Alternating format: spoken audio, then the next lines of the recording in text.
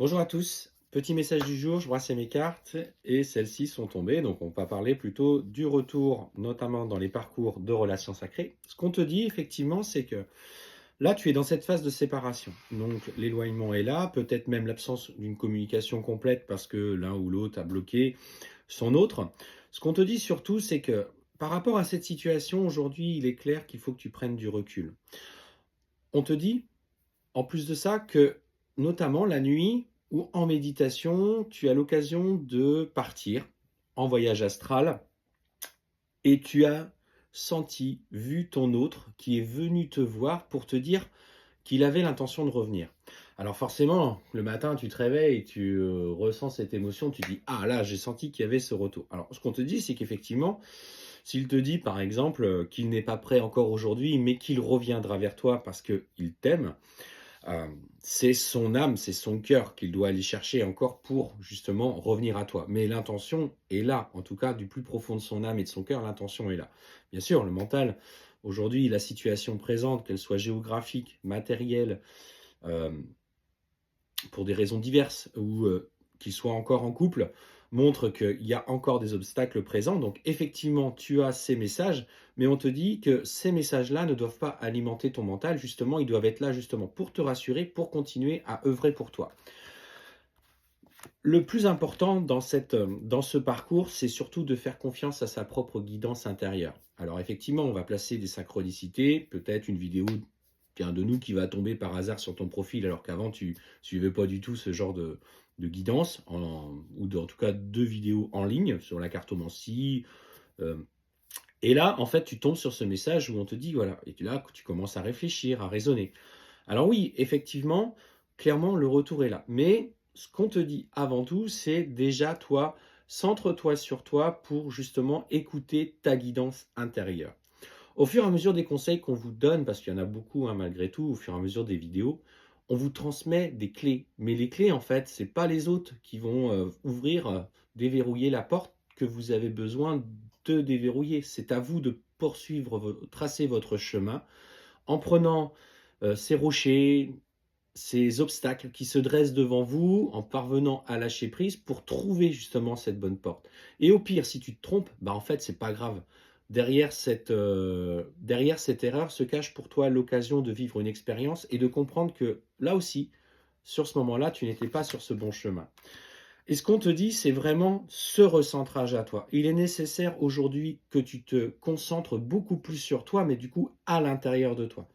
Je te demande pas en fait d'être constamment non plus complètement hyper connecté en méditation, mais accorde-toi des temps où tu te recentres à toi, où tu peux être dans l'instant présent et te faire plaisir, parce qu'on te dit que ton évolution spirituelle est nécessaire pour justement aller chercher les clés ou une partie des clés qui sont les tiennes. Ce qu'on te dit effectivement, c'est que il faut que tu lèves le voile de l'illusion sur cette relation. Pourquoi? Parce qu'en fait, au travers des mots, des échanges, il faut pas que tu te voiles la face. Ton autre est ce miroir. En fait, il agit en miroir de ce que tu es. C'est-à-dire, il présente à toi ce que tu as besoin encore de nettoyer, purifier. Et là, pour le coup, bah, ça demande un vrai engagement. Surtout qu'il y a des personnes autour de toi qui vont parler sur ta relation, qui vont te faire douter, qui vont te dire que voilà, tu es dans la dépendance affective, que tu es, euh, comment te dire,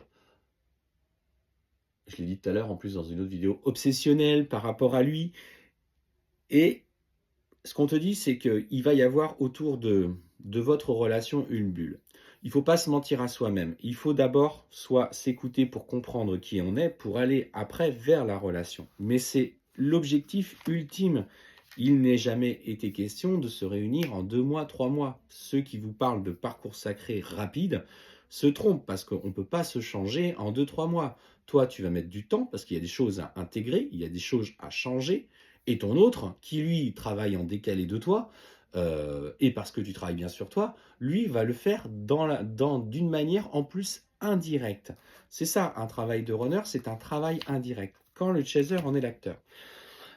Du coup, en attendant que lui règle sa situation personnelle, et on voit bien hein, qu'il se fourvoie dans des relations qui ne sont pas construites, euh, tu dois, toi, agir pour toi-même, trouver ce juste équilibre émotionnel, cette paix intérieure que tu mérites en fait. Tu mérites d'aller d'abord chercher cette paix pour toi-même. Tu mérites tout simplement parce que tu es une belle personne de t'équilibrer et d'être aligné entre le corps, enfin le cœur, l'âme, le cœur et la tête, le mental. Et c'est quand tu seras dans cet alignement parfait et complètement en accord avec toi que justement tu vas le pousser à se confronter à ses propres difficultés. Mais tant que tu n'en es pas là et que tu es encore dans ces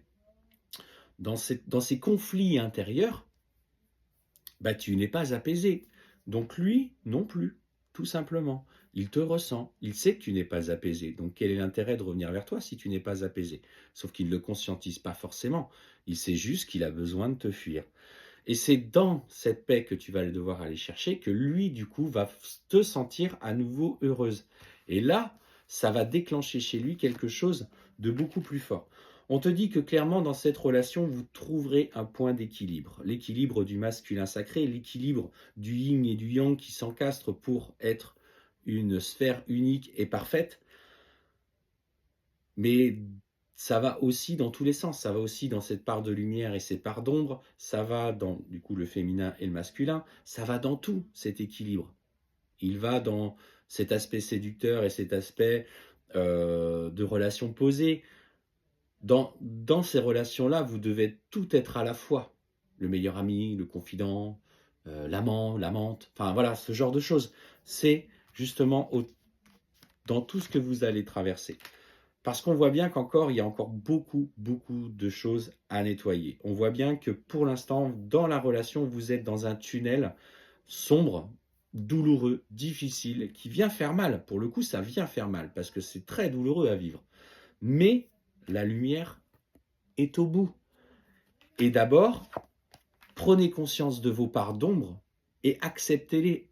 Aimez-vous aussi avec celles-ci. Elles sont importantes parce qu'elles sont le reflet d'expériences vécues du passé que vous avez dû vous adapter par rapport à elles.